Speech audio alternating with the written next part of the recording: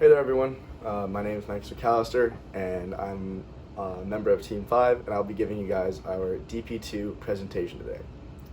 The other members of Team 5 are Rachel Codluck and Kate Carrington, and the name of our product is the Dawn and Dusk Smart Bed.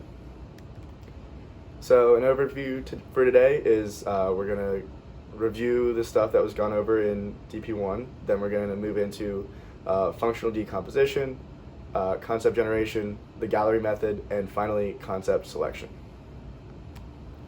So to begin our review, our mission statement for the Dawn and Dusk Smart Bed. Our product description is an alarm clock that plays a noise, shakes the user, and can sense if the user has gotten out of bed or not. And then our customer profile is young adults, college or high school students. Most likely they'll be staying up late and getting up early, needing help getting out of bed, which is why they're going to spend money on an alarm clock. And then finally, probably someone who's mindful with their money, again, because they're college students, don't have a ton of money to spend. Next is our specifications. I'm not going to go over these today just because for the sake of time and since we just went over those in DP1, but I will be going more in depth with them later. Next is our functional decomposition. So as you can see, we took our main function, which is to get the user out of bed, and divide it into 4 subfunctions, which are to receive user input, accept energy, convert that energy to sound and vibration, and finally to turn the device on and off. And each of these subfunctions respectively have inputs and outputs. So for example, when converting energy to sound and vibration, the inputs of that function will be energy and signal, and the outputs will be sound and vibration. So next was concept generation, and this involved making a concept combination chart where we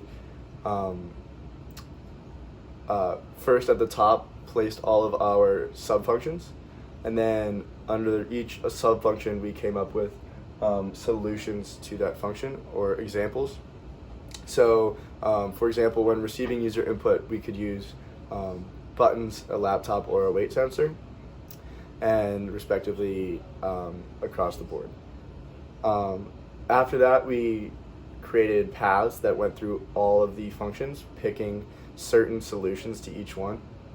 For example, our first solution was a combination of buttons, a sensor, battery, and motors.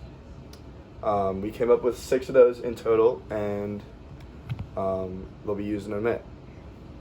So after that, we did a brainstorming practice, which is called the 3-2-1 method. Instead of the 6-3-5, just because of COVID restrictions and small teams and not big group gatherings.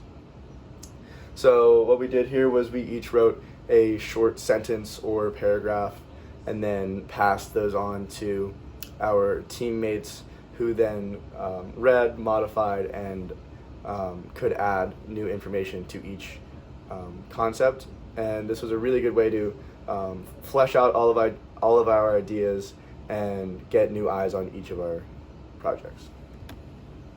Then we did a mind mapping activity where we said everything that was related to each of its parent bubbles. So for getting the user out of bed, which is our main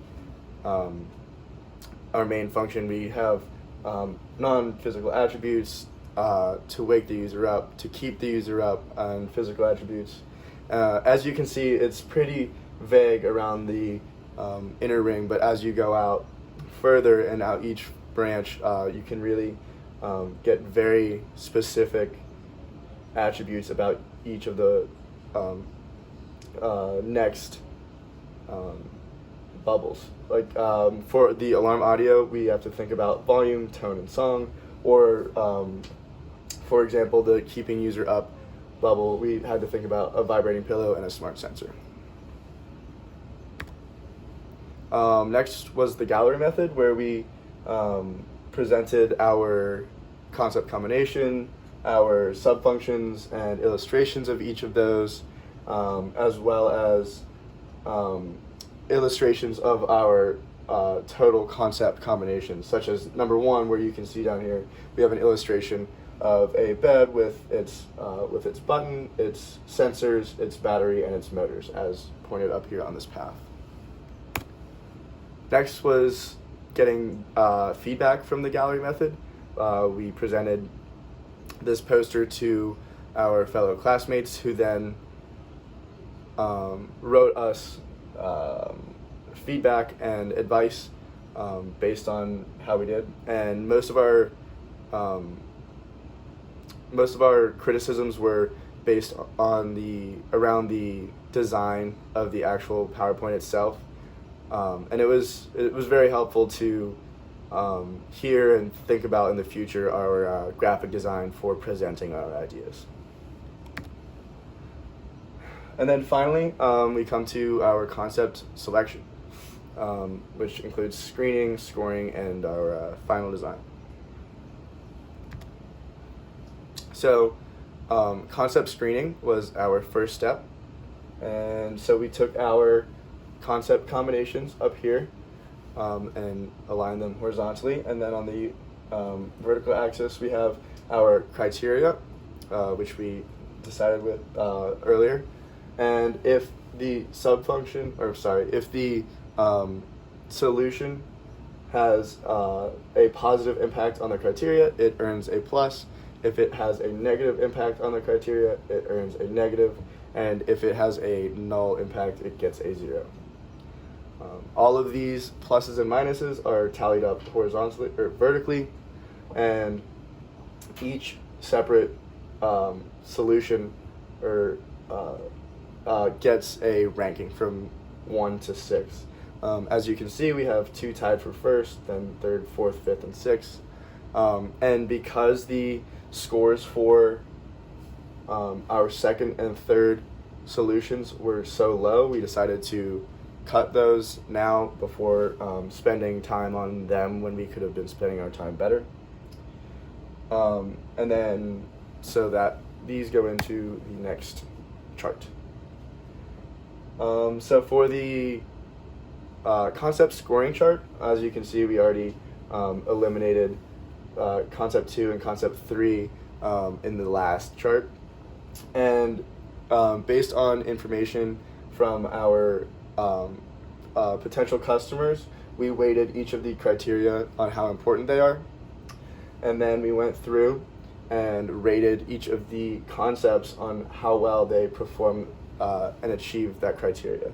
So those all get weighted and tallied up, and then at the bottom here you can see each one gets a final score. Obviously these are zeros since we eliminated them in the previous step. So we have a 4.5, which has a pretty good margin over our concept 4, 5, and 6.